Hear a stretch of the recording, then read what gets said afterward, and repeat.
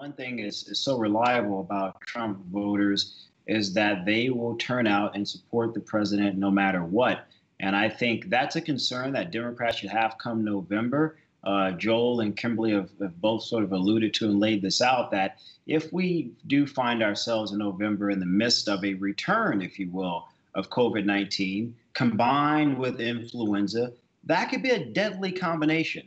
And I think if you're a Democrat and you're concerned about turning out your base, African Americans, who we know for a fact have been disproportionately impacted by COVID-19 because of underlying health conditions and a plethora of other health reasons, that is something that obviously benefits Donald Trump because his voters will turn out hell or high water.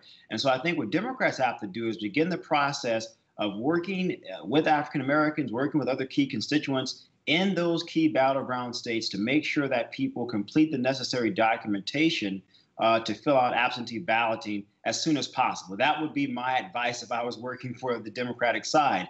However, the benefit, again, for the president is that if we find ourselves again in a chaotic moment, it obviously benefits him. I think you're going to see some Republican states that are ran by governors that have Republicans, Secretary of States are going to likely position themselves to make it a lot more challenging for individuals to request those ballots. We're already beginning to see that, as Joel just laid out.